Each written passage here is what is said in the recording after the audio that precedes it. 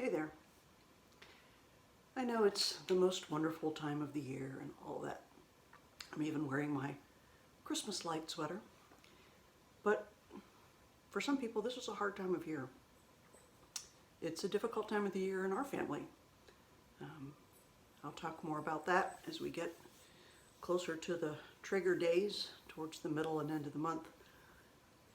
But if you're one of those people who might be struggling this holiday season, or any other time for that matter, but it's particularly difficult when everybody is supposed to be all happy and jolly, and maybe you're not. Maybe you've come into some hard times and some difficult challenges with your family, with your faith.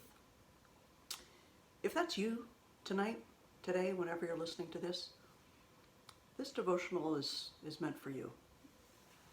It came across my inbox this morning, and I immediately knew that this was what I was going to share tonight. So if you will indulge me, I will read it. We have the power of prayer at our fingertips. But isn't it funny that we find ourselves searching for how to pray when we're hurting? Think about a time in your life when your relationship with God was strengthened by an easy circumstance. Oh, sure, your praise may have increased or changed at the top of your mountain, but it's in the valleys, our darkest, most difficult seasons, when our faith becomes the focus. That's because we learned how to pray through the storm, not before it, not after it, through it. Knowing how to pray in your darkest seasons is not a one-size-fits-all thing. It's totally different in every circumstance, which is why we essentially relearn how to pray in every season. God will, in fact, give you more than you can handle on your own, because we were never meant to do this life without desperately needing Him. Don't get me wrong, an all-powerful, all-knowing, and all-loving God, the Lord doesn't bring us through mountains and valleys for our suffering. He longs to be near us. And that happens when we learn to pray desperate, totally humbling, raw, and authentic prayers. His testing of our faith is with a treasured goal in mind. Not one that's our own, but always a blessing beyond our wildest dreams. And in learning how to pray for healing and fresh hope, we grow not just closer to God, but we grow in Him. It's in those desperate times when healing scriptures hold more power than we could ever comprehend. The word of the Lord is our strength, and God provides exactly the healing that we need through His words, through His word. Psalm 147:3 is an amazing example of this. He heals the brokenhearted and binds up their wounds. Friend, I don't know about you, but times in my life when I have cried out in desperation, many times it was deep, painful grief at the loss of a loved one. Other times it was a deep and painful grief at the circumstance, at a broken relationship, at choices that loved ones had made that caused a rift in relationships. At times like those, when things seemed kind of hopeless, the only thing that I knew how to do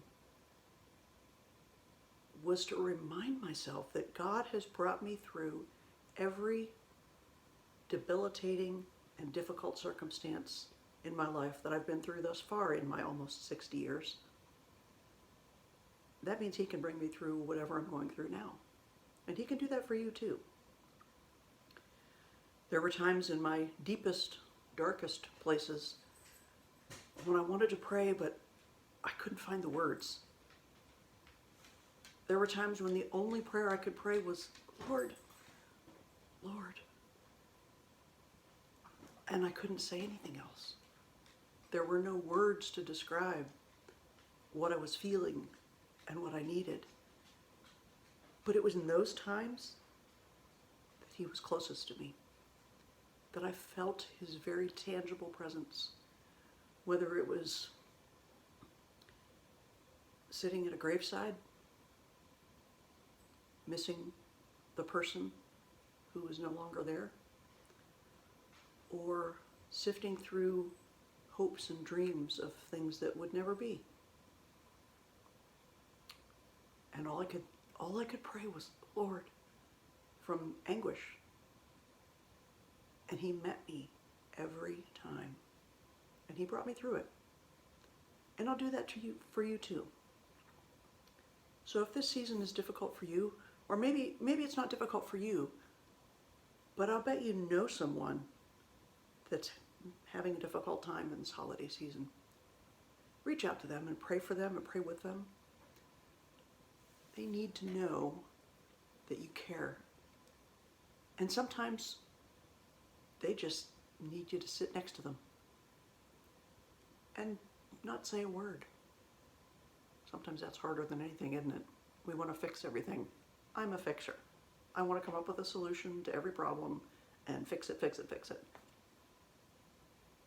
But that's not what we're asked to do. So anyways, I want to encourage you this holiday season to keep your eyes open, keep your heart open.